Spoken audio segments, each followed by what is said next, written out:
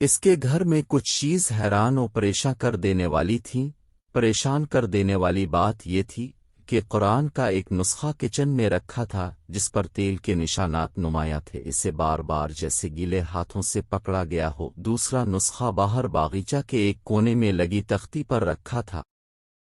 اس کے اوراق بھی پس مردہ سے تھے۔ ایک نسخہ اس کے بیڈ کی سائڈ ٹیبل پر تھا، تو ایک لاؤچ میں یقیناً کئی دفعہ پیٹ ہو جاتی ہوگی، بے ادبی ہوتی ہوگی۔ اسے ذرا احساس نہیں، دل میں غبار سا اٹھا، چہرہ متغیر ہو گیا۔ اس نے شاید بھانپ لیا تھا، تبھی بولی، دراصل بچے چھوٹے ہیں اور بڑا خاندان ہے، بے تحاشا مصروفیات میں ایک جگہ بیٹھ کر قرآن سے استفادہ کا موقع نہیں ملتا، اس لیے جگہ جگہ قرآن رکھ دیے ہیں، جہاں ذرا گنجائش ملتی ہے اٹھا کر پڑھ لیتی ہوں۔ دراصل باجی مسئلے بھی تو دن میں ہزاروں طرح کے پیش آتے ہیں اور حل اسی میں ملتا ہے۔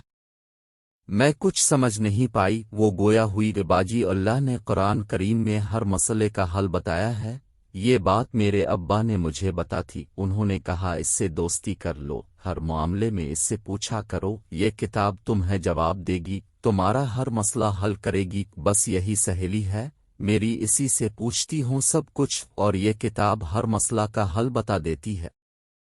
کئی مسئلے چند آیات ہی سے سلجھ جاتے ہیں۔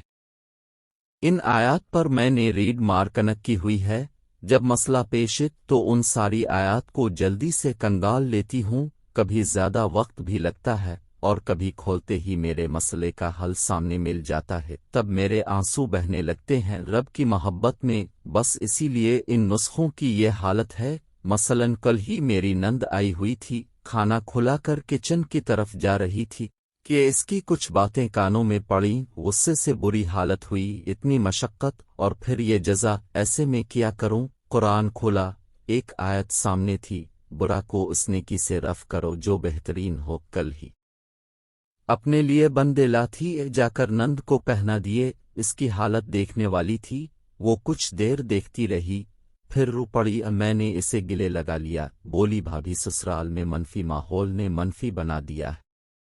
معاف کر دینا مجھے، اب واقعی بہت اچھی بھابھی ہیں، بہنوں سے بھی بڑھ کر، اللہ تمہیں خوش رکھے آباد رکھے۔ عجیب سرشاری عطا ہوئی آج، جب اب میں کھانا بنا چکی تھی، دل میں خیال آیا کیسے پورا ہوگا، اتنے میں قرآن کھولا لکھا تھا، اگر شکر کرو گے تو میں بڑھا دوں گا۔ میں نے پریشانی ہٹا کر شکر ادا کیا، فریج میں دیکھا مٹر رکھے ہیں، چاول نکالنے لگی کہ پڑوس سے بریانی کی ڈش آ گئی۔ میاں آفس سے آتے حلیم ساتھ لیتے، یعنی اللہ نے فوراً ہی مسئلہ حل کیا،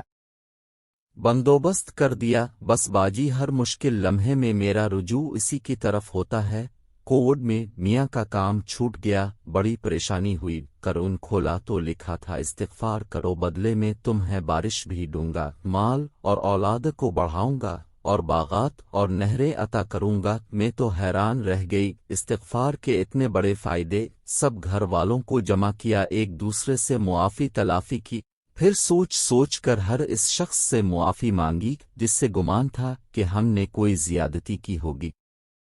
ساتھ ہی زبان سے بھی استغفراللہ کہتے رہے۔ سید الاستغفار کا بھی ورد رہا، اب یقین جانو 3 دن کے اندر ہی اس کے اثرات ظاہر ہوئے۔ ایک خاندان سے عرصے سے ناراضگی تھی، معافی تلافی کے بعد وہ سب گھر، باتوں باتوں میں اس نے لیدر کمپنی کی پوسٹ خالی ہونے کا ذکر کیا، ان کے تجربے کی بنیاد پر 3 گنا تنخواہ اور کئی سہولیات کے ساتھ ان کی جاب پکی ہو گئی، اور ناراض لوگوں کے راضی ہونے سے جو سکون اترا، اس کا تو اندازہ ہی نہیں، کئی برکتوں کی بارش اور خوشیوں کے باغ گویا ہاتھ ہی۔